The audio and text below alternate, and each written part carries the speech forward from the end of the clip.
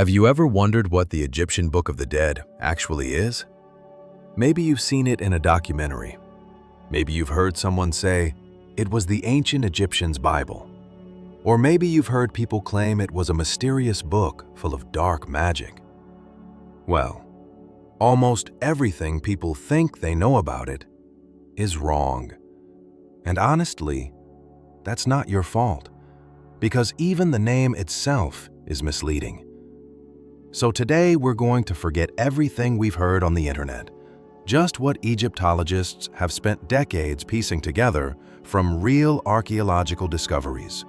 And trust me, by the end of this video, you're probably going to look at the Book of the Dead in a completely different way.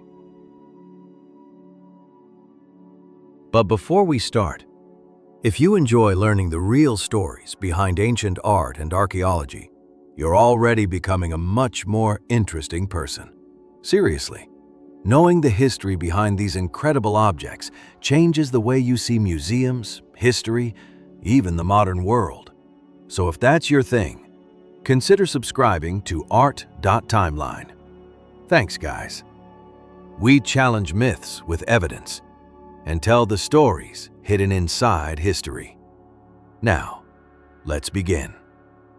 First of all, let's get one thing straight. The ancient Egyptians never had a book called the Book of the Dead. Yep, the title is actually modern. The people who lived in ancient Egypt never walked into a temple and asked, "Hey, where can I buy the Book of the Dead?" No, that never happened. The name Book of the Dead was invented by Egyptologists in the 19th century.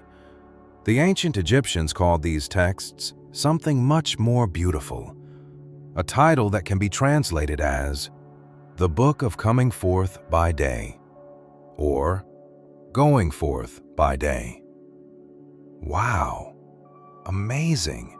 And that tiny difference completely changes how we understand it, because this wasn't really about death.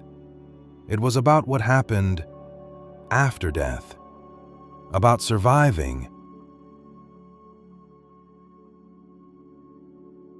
about continuing to exist, about stepping back into the light. Now here's the second surprise. Ready? It wasn't even a book. I know, that sounds weird. When someone says book, we imagine something like this: a cover, pages, Chapter 1, Chapter 2, Chapter 3. That's what a book is, right? Not in ancient Egypt. The Book of the Dead wasn't a novel. It wasn't one complete story. It wasn't even one official version. Instead, imagine a giant toolbox, or maybe a survival guide. Inside that guide were hundreds of different magical texts. Each one had a specific job. One spell might help you speak in the afterlife. Another might protect your body. Another might help you breathe again. Another might help you avoid dangerous creatures. Another might help your heart stay loyal during judgment. Each spell had its own purpose. And here's the really fascinating part. Nobody owned exactly the same collection. That's basically how the Book of the Dead worked. Every person had their own version. Some copies contained only a few dozen spells. Others contained well over 100. Even the order wasn't fixed. One scroll might begin with a completely different spell than another. So there was never one official Book of the Dead. There were hundreds of different versions. Every single one was handmade. Every single one was unique.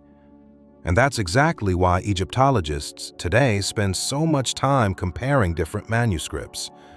They're not comparing copies of one book. They're comparing different collections of ancient spells. And honestly, I think that's way more interesting than the myth, because it means every scroll tells its own story. Every owner made different choices. Every family prepared for the afterlife in its own way. And suddenly, the Book of the Dead doesn't feel like one mysterious object anymore. It feels personal, almost like every Egyptian was creating their own guidebook for eternity. So, how were these scrolls made? Who wrote them? Why are some over 20 meters long? And why did ancient Egyptians spend weeks, sometimes months, making just one? Let's find out. If it wasn't really a book, what exactly was it? Well, not a book with pages, not something you flipped through like a novel. Picture a long strip of papyrus, sometimes just a few feet long, sometimes incredibly long, carefully rolled up into a scroll. And inside that scroll, rows of hieroglyphs, beautiful illustrations, and a collection of spells chosen specifically for one individual.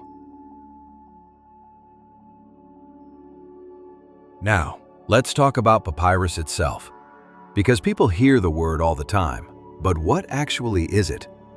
Papyrus wasn't paper, at least not in the way we think about paper today. It was made from the papyrus plant that grew along the Nile. Workers sliced the inside of the stem into thin strips, laid one layer horizontally, another layer vertically, pressed them together, dried them, and polished the surface until it became smooth enough to write on. No glue. The natural juices inside the plant helped hold everything together.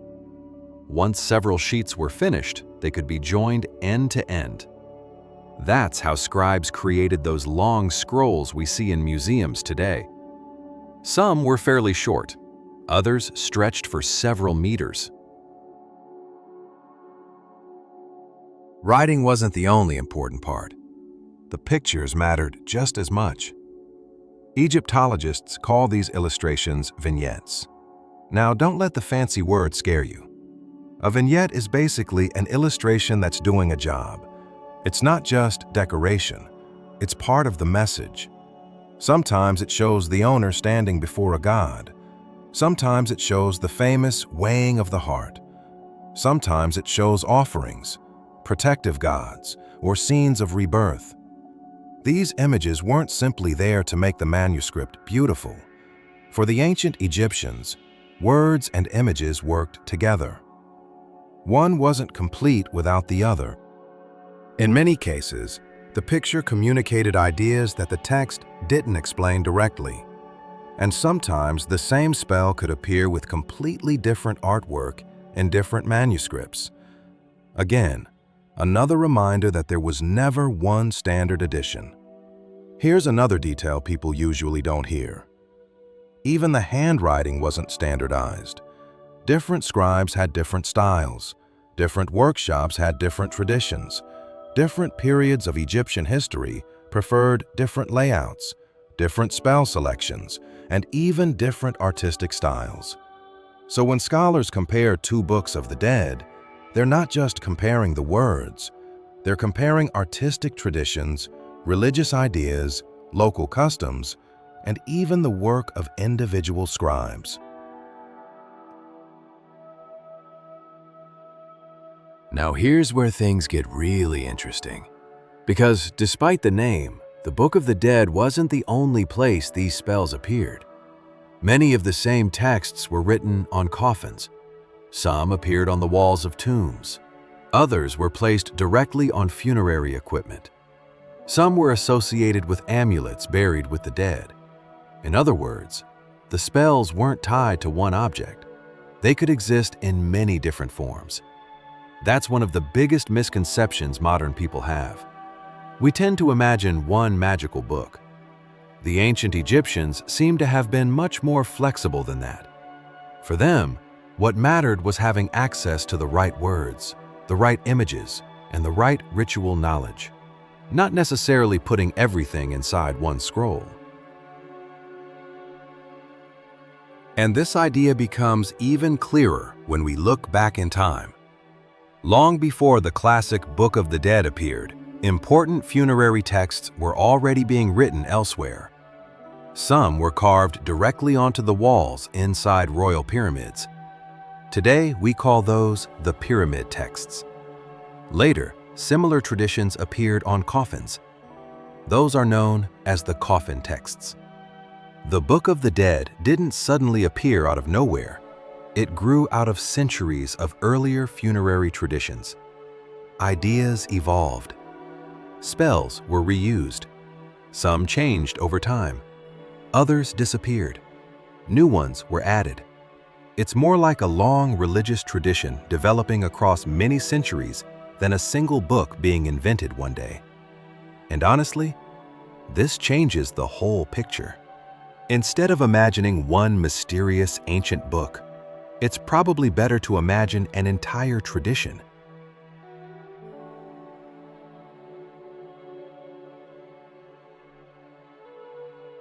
Okay, so after everything we've talked about, there's one last question we have to answer. Did every Egyptian actually own a Book of the Dead? The short answer? No, not everyone. And probably not in the way most people imagine. You see, producing one of these papyrus scrolls wasn't easy. First, someone had to make the papyrus. Then a skilled scribe had to copy the texts. An artist often painted the illustrations.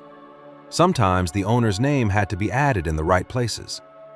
It wasn't something you made in an afternoon. It took time, skill, and money. That's why surviving papyrus copies usually belong to people who could actually afford them. But here's where things get really interesting. Having access to these funerary spells didn't necessarily mean owning a papyrus scroll. The same religious tradition existed in many different forms. Some texts appeared on coffins. Others were painted on tomb walls. Some were connected to funerary objects buried with the deceased. In other words, the important thing wasn't necessarily the material. It was the knowledge, the words, the images, the rituals. When we think about Egyptian kings, especially the great pharaohs, we automatically imagine huge papyrus books of the dead buried beside them. But the archaeological evidence tells a more complicated story. Some royal tombs emphasize long religious compositions carved directly onto the walls. Those walls weren't just decoration. They were covered with sacred texts and images designed to help the king in the next world. So instead of asking, "Where is the king's Book of the Dead?" a better question might be, did the tomb itself become the book? For many royal burials, that's a much more useful way to think about it. The walls, the chambers, the ceilings, the architecture itself could all become part of the religious landscape surrounding the dead king. And that's actually something I love about Egyptology. Now let's go back to where we started. We began this video asking, what is the Book of the Dead? But after everything we've learned, maybe that's not even the best question. Maybe the better question is, what did ancient Egyptians think they were creating? The Book of the Dead is a modern one. Scholars use it every day because it helps organize and study these manuscripts. But the ancient Egyptians didn't necessarily think about these texts as one fixed, official book. Instead, they left us something much more dynamic. A living tradition. A collection of spells that changed over time. Different selections, different artwork, different layouts, different owners, different workshops. And honestly, I think that's far more fascinating than the idea of one mysterious magic book. That's one of the reasons Egyptology is always evolving. Every newly discovered manuscript, every damaged coffin, every painted tomb wall has the potential to change how we understand this tradition. Not because history is unreliable, but because we're constantly finding new pieces of a puzzle that's over 3,000 years old. And that's what makes archaeology so exciting. You're never really holding the final answer. You're holding the best answer we have so far. Before we wrap up, here's something I'd love for you to remember. Learning art history isn't about memorizing names or dates. It's about learning to ask better questions. Once you start doing that, every museum becomes more interesting. Every ancient object has another layer. Every artifact has a story waiting to be uncovered. And honestly, that curiosity stays with you for life. So if you enjoy exploring ancient civilizations through real archaeological evidence, not internet myths, subscribe to Art.Timeline. We challenge the facts. We question the myths. And together, we uncover the stories hidden inside history. Thanks for watching, and I'll see you in the next journey through the ancient world.